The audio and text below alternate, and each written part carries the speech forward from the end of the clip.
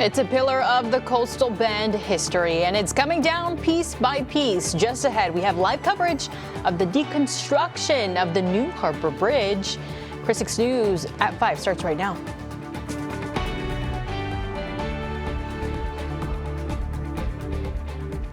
Well, good evening and thank you for joining us. I'm Clara Benitez Cortez. We begin tonight with a changing of the guard, the end of an era, and the demolition of the Old Harbor Bridge. Neighborhood News reporter Alexis Scott is live near the Old Harbor Bridge. You can see it right behind you, where neighbors have gathered for an all-day event of watching this historic bridge be taken down. Alexis, what have you seen out there?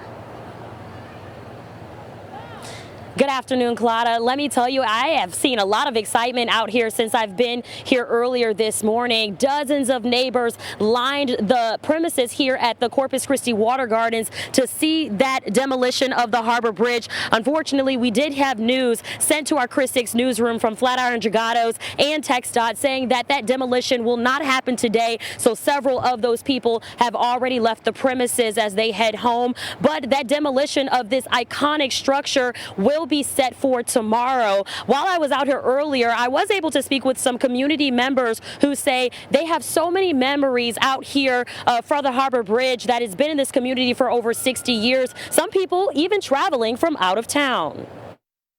We're here today to watch the bridge go down. It's a big part of history that's going to change the skyline of Corpus Christi, just like when the Twin Towers went down. Crews now began lowering the center span of that bridge starting Saturday, and that will go into Tuesday afternoon. And like I said earlier, Flatiron Dragados and TxDOT, the entities overseeing the Harbor Bridge, say that they will begin that phase 1 of the demolition tomorrow on Tuesday. But as of right now, it is unclear of the official timeline of when the Old Harbor Bridge will be completely gone. Here at the Corpus Christi Water Gardens in the Bay Area, I'm your neighborhood news reporter, Alexis Scott, Chris 6 News. All right, Alexis, thank you. A Corpus Christi man has spent a decade behind bars for a crime he says he didn't commit. DNA evidence appears to back him up, but the courts won't hear his case. Fred Martinez pled guilty to sexually assaulting a child in Port Aransas. He received a deferred sentence, but when his probation was revoked, he was sentenced to 12 years in prison. But the Innocence Project of Texas says DNA testing identified semen from an unknown male, not Martinez, on the victim's underwear. The bigger problem, those DNA results came back in 2015 while Martinez was still on probation, but his attorneys say prosecutors never told him. This is a case where the system is, for really the first time in my experience, completely ignoring, not addressing and discounting, but completely ignoring the elephant in the room, which is strong DNA evidence. I think that's a very dangerous precedent. Tony Jaramillo will have that full report tonight on Chris 6 News at 6 o'clock. Well, CC Polymers rejected the city proposal to buy its desalination plant, one of the several projects the city has been pursuing amid the looming water crisis. In an October 23rd letter, the company told city manager Peter Zanoni it would not move forward with acquisition talks. The plant is 90 to 95% complete, but has never operated, with equipment sitting exposed to whether or not the city faces a level 1 water emergency by next November. Zanoni says the city is pursuing multiple water projects totaling 68 million gallons per day. And a new week means we look ahead at the forecast to see if there is any rain on the horizon. Meteorologist Stephanie Lauber is standing by with more details. Stephanie, do we have any potential rain this week? We do, and we have a cold front on the way. That's great news for us.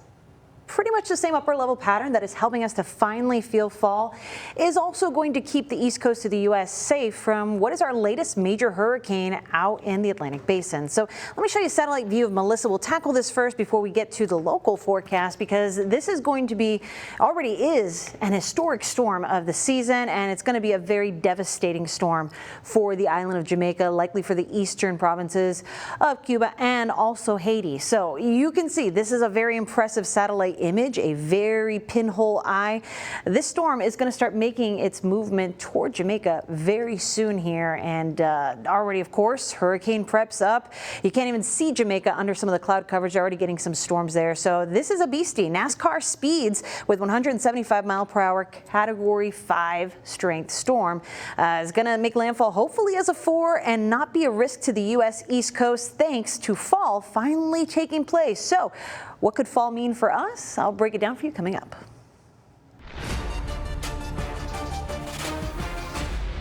Well, it's day 27 of the government shutdown, the second longest in U.S. history. The longest, 35 days during President Trump's first term in 2018. The next group to suffer from the shutdown is federal workers. Friday marks the first time these employees won't be getting a full paycheck because of the shutdown. Since the stalemate started on October 1st, close to 1.5 million civilian federal workers were either furloughed or forced to work without pay. Hundreds of these employees were seen lining up at food banks events this week in Washington, D.C. And speaking of food banks, neighbors here are preparing for SNAP benefits to end on November 1st as part of the shutdown. According to the Texas Health and Human Services Commission, this will impact 60,000 eligible individuals for SNAP benefits in Nueces County. Neighborhood News reporter Stephanie Molina spoke with a woman who depends on the program to make ends meet. I'm very concerned because a prolonged shutdown where people are not getting benefits, people are going to go hungry very quickly because resources run out and not everyone can get to the food banks. Well, the Texas Health and Human Services Commission says they will issue SNAP benefits as soon as they receive new federal guidance. Well, from federal workers to food banks, the government shutdown is affecting Americans everywhere, but it could have the biggest impact on our skies. Flights delayed and canceled nationwide are impacting the over 5 billion people who fly every year. Scripps News Group Claudia Tubman has more from the LaGuardia Airport. Shut down in Washington and grounded or delayed in airports across the country. The government shutdown crippling air travel across the U.S. this weekend. Blame is on staffing shortages. TSA agents and air traffic controllers are still on the job, but not being paid. Controllers will miss their first full paycheck on Tuesday. They get a notice of what they're going to be paid on Tuesday, and they got a big fat zero. No paycheck is coming on Tuesday. And so I've been out talking to our air traffic controllers, and you can see the stress. Transportation Secretary Sean Duffy told Fox News Channel's Sunday Morning Futures the FAA issued 22 staffing triggers on Saturday, a designation of understaffing of air traffic controllers. More than 8,000 U.S. flights were delayed on Sunday, and nearly 200 more were canceled, according to the tracking site FlightAware. Duffy says that could continue, with the potential for more air traffic controllers to call in sick in order to work second jobs to make ends meet. You're going to see more staffing shortages in towers, which means you're going to see more delays, more cancellations. Many travelers growing frustrated, but say they're sympathetic to air traffic controllers' dilemma. Well, because I'm thinking that if I weren't getting paid, I would be very angry, and it would be very difficult for me to do my job, and that's a critical function, and I'm hoping that somebody is taking care of them. The union that represents air traffic controllers says it doesn't support any sort of organized work stoppage, but that its workers are growing more stressed. Air traffic controllers, we didn't start a shutdown. We don't end a shutdown. Our elected officials do. And our message is simple. End the shutdown today. Katie Tubman, Scripps News Group, New York.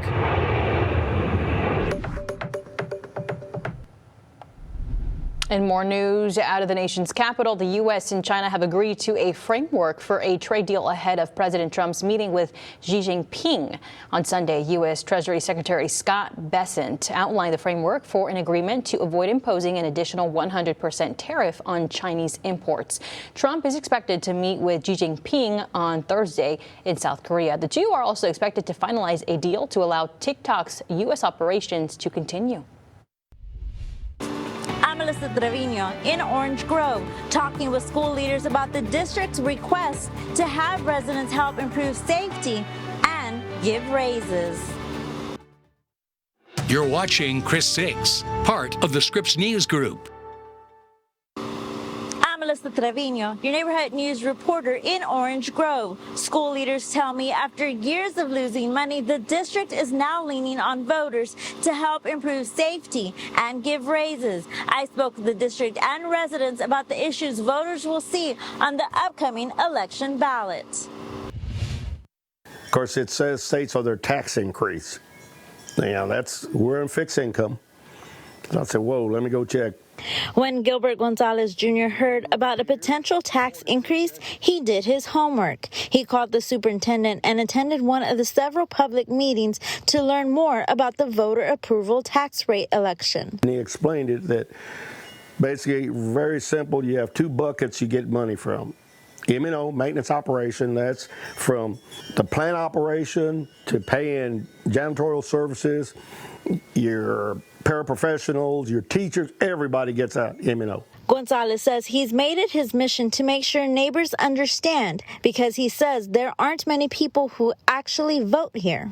In the long run, it's going to help our children, and taxes are not going to go up. To get a good education, you get quality teachers, quality facilities, technology.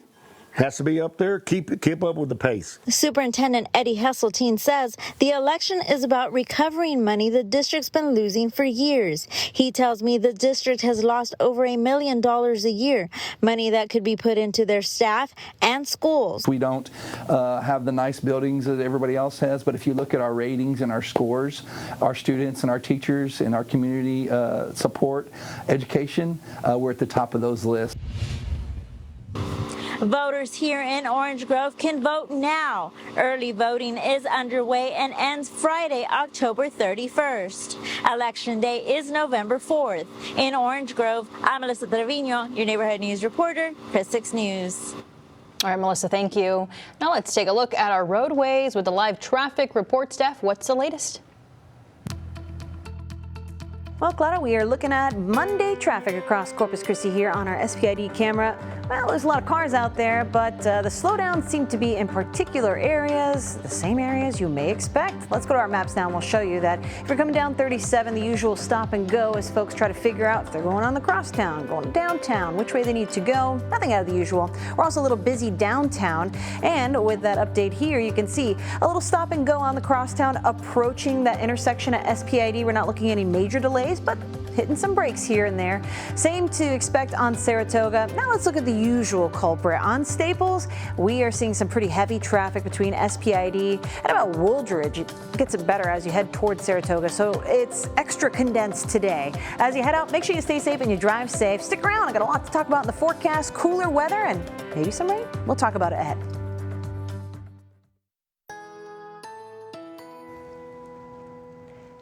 Hey there, happy Monday to you. We are enjoying a beautiful view from the CCAC camera. This one is out at Snoopy's and not too bad out there. It was a little warm today, but we have some fall weather on the way off. If you haven't heard by now, we are looking at some fall weather that'll be here very soon, and it's going to bring some of this with it. Wind. We're not seeing a whole lot of wind right now, but there is a breeze out there, especially along the coast where winds have been generally between 15 and 20 miles per hour.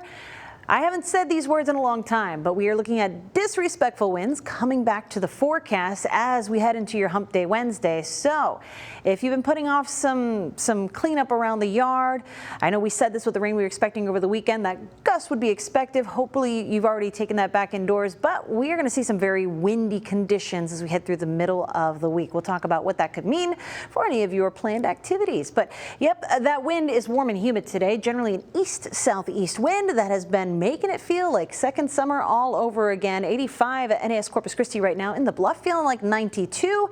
Up the coast, 84 in Port A, feeling like 93. At CCIA, we're 90, feeling like 96. And I'm preaching to the choir inland, where some of those inland neighbors are in the middle 90s and feeling just a little bit warmer. So not exactly the fall kind of weather you would expect, even by South Texas standards, but the humidity kind of levels the playing field. We have a big difference in our humidity with 70s for those dew point temperatures closer to the coast. Then as you kind of cross that 77 corridor there, we are dropping down to drier, more comfortable conditions. Well, we'll be watching the dew point temperatures very closely as we head into tomorrow and Wednesday, because not only is it going to be windy, we're looking at very dry conditions, and you don't need me to tell you that there hasn't been much rain. So we'll be talking about the fire danger as we head on into tomorrow and Wednesday as well. Some things to keep in mind with whatever plans you may have going on.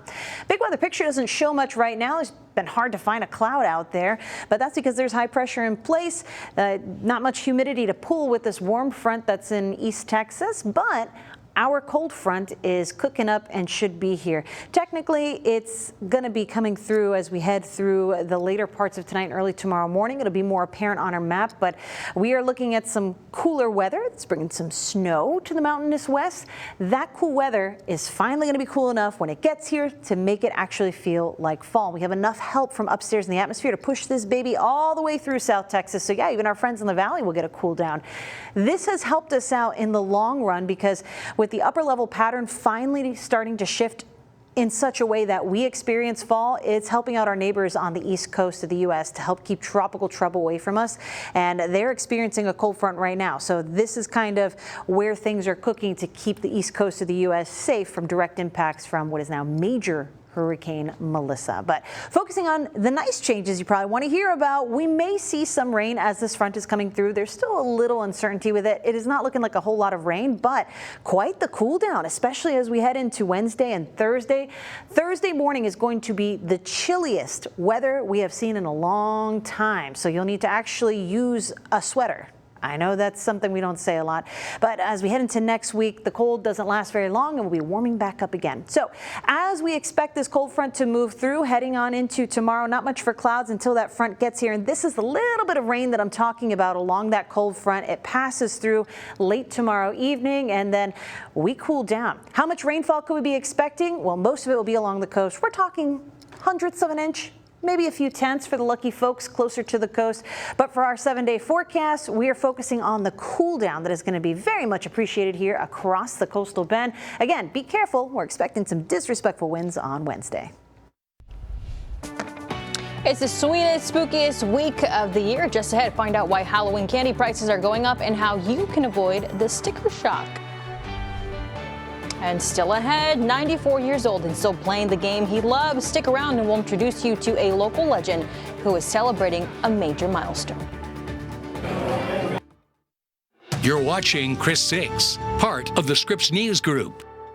Well, welcome back. We have yet to reach Halloween, but you've probably noticed Christmas decorations are lining the shelves of your local retailer chains, and you would be wise to start saving now for those Christmas gifts.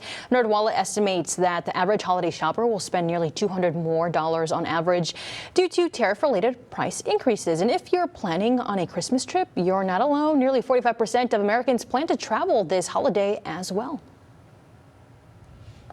And as spooky season nearly reaches its climax, Halloween candy prices are soaring to record highs. According to a new CNN report, the average price of candy is up 10.8% from last year. That's 4 times the overall inflation rate.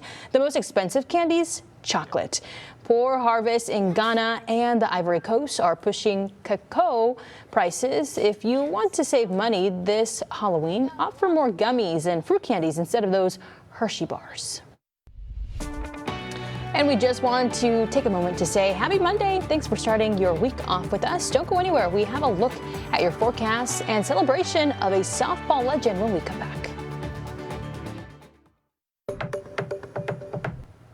All right, welcome back. Before we let you go, here's a question. Do you ever feel too old to do something you used to love? Well, we want to tell you about one local softball legend that's 94 years old and is still playing the game he loves. Friends of Smiley Trevino gathered at Agave, Jalisco this morning to celebrate his 94th birthday and his commitment to softball and baseball. Smiley just returned from a trip to Las Vegas where he competed with other players 90 years and older.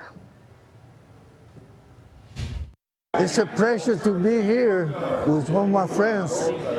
They admire me because of my age, and I always tell them, if you keep going, don't stop. You keep moving. Once you stop, that's it. Smiley originally moved from Heavenville to Corpus Christi, where he has been an umpire and a softball player for many decades. It's a good reminder that you're never too old to do what you love.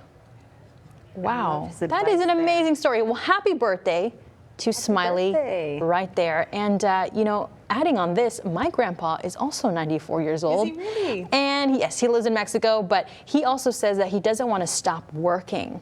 So very similar advice that we get from those older folks. So my dad swears by that, and it's hard to slow him down. He's 75. Yeah. But now I know he's He's right. That's the consensus. Yes. Well, and today is my friend Valerie's birthday. She's not anywhere near 70 or 90 or any of that, but happy birthday. Happy You share it with birthday. someone who's really cool. Hey, we have a lot to celebrate today in our forecast because we're going to get a little more rain. Hopefully, some of us will, and a nice cool down for everybody. So here's a look at our rain chances as our cold front comes through tomorrow evening. Looks like our neighbors along the coast are going to luck out. All right, everybody, thank you so much for watching. We will see you here at 6 o'clock. Bye.